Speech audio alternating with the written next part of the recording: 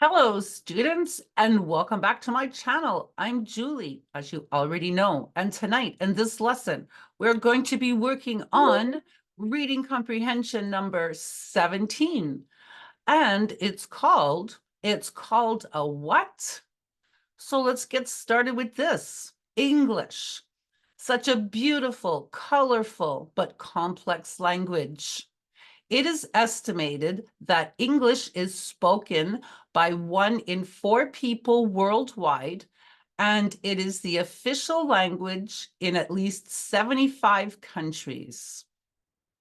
English is the standard language in many fields, including international business and trade, science and technology, computer coding, logistics and tourism, higher education, aviation, maritime industries, diplomacy and international relations, entertainment and media, law and international justice, medicine, digital communication, and the internet.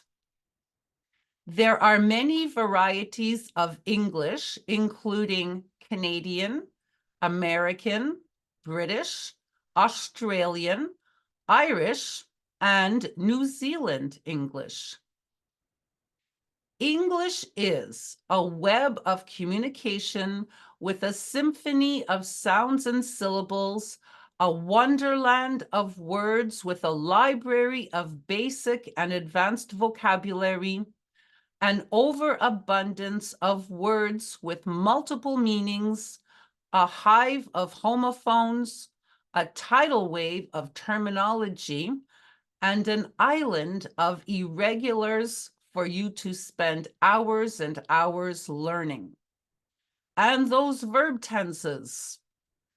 English is also an avalanche of abbreviations, acronyms, and initialisms, combined with a plethora of strange plurals, difficult pronunciations, and silent letters that make no sense at all.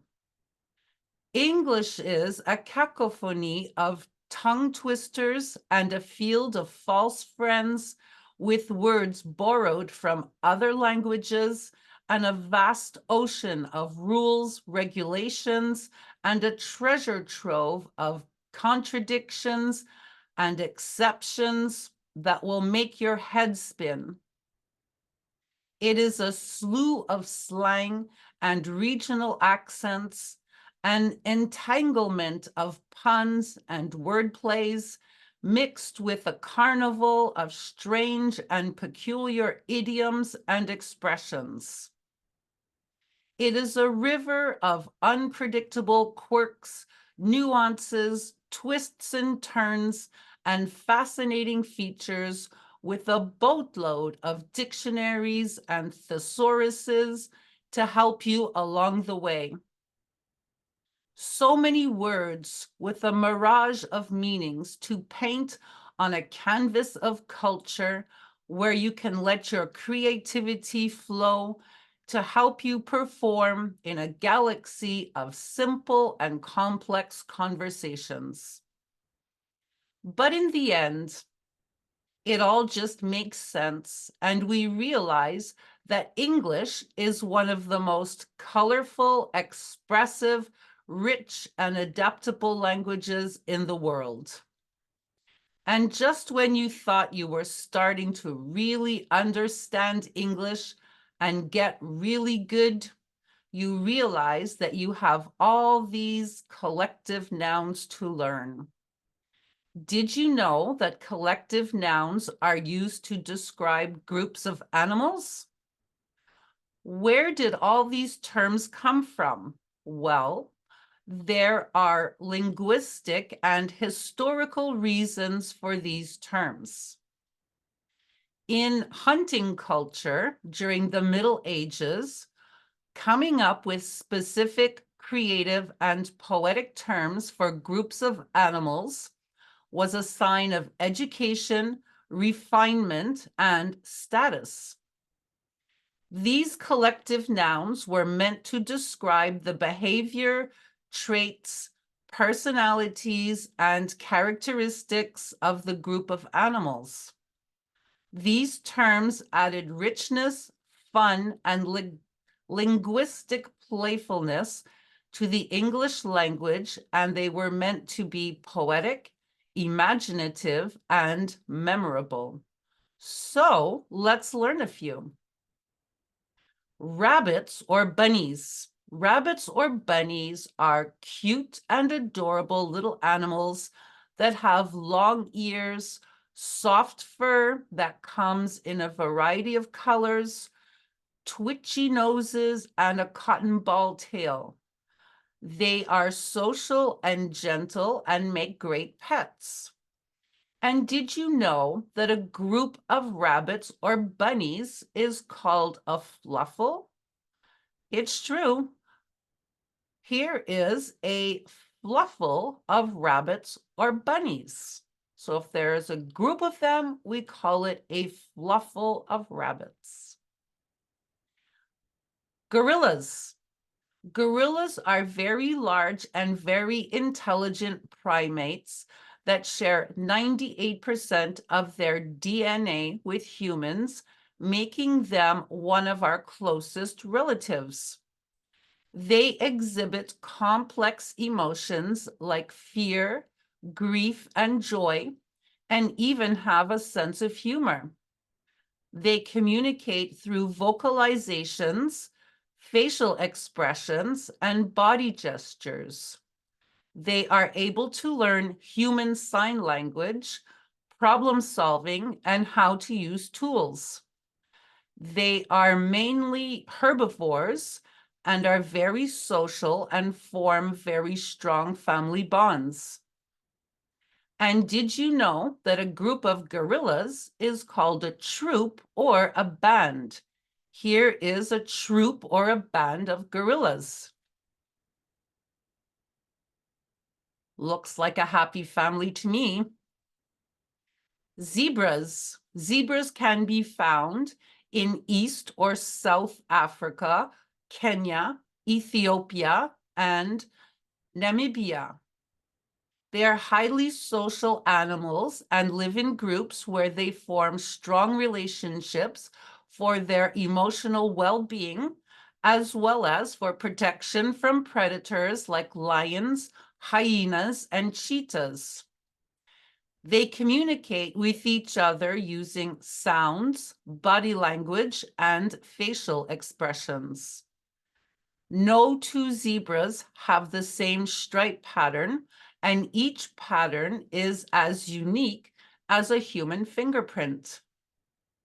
Zebras use a powerful bite and an even more powerful kick to defend themselves against predators and can reach speeds of up to 40 miles per hour and often zigzag while running to avoid being captured. Each year, zebras participate in what is considered to be one of the greatest and most spectacular natural events on Earth, the Great Migration. During the Great Migration, zebras begin the long journey at the Serengeti National Park in Tanzania and travel hundreds of miles across the savanna and the plains and rivers of East Africa to the Masai Mara National Reserve in Kenya. 1 year later, they end up back at their starting point, forming a continuous round trip loop in their almost 2,000-mile migration journey in constant search of food and water. Because there is safety in numbers, during the Great Migration, 300,000 zebras travel with 2 million wildebeests and thousands of other grazing animals, such as gazelles. This group is so large that it can be seen from space. And did you know that a group of zebras is called a dazzle. Here is a dazzle of zebras. That is so cool. Sharks. Sharks have been on our planet for more than 400 million years, making them one of the most ancient creatures on Earth, even older than trees and dinosaurs. Their skeletons are made of cartilage, and they have rows of very sharp teeth for tearing apart food that they lose and regrow throughout their lifetimes. They also have highly developed olfactory senses, which gives them a sharp ability to detect and distinguish smells. Sharks can smell and locate a single drop of blood in an Olympic-sized swimming pool. They play a critical role in maintaining the balance of marine ecosystems. As apex predators, they are at the top of the food chain with no natural predators. However, some sharks eat other smaller sharks. There are over 500 species of sharks, including the great white, hammerhead, tiger, nurse, and whale sharks, and various species of sharks are found in every ocean on Earth.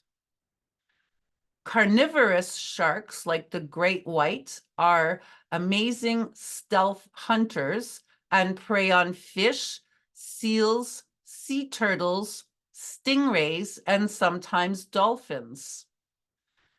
Filter feeders, like whale sharks, eat mainly plankton, small fish and larvae, and small crustaceans like krill and copepods. Over the years, sharks have been threatened by overfishing, and millions of sharks are killed each year for their fins, meat, and cartilage. In many parts of the world, shark fin soup is considered to be a delicacy.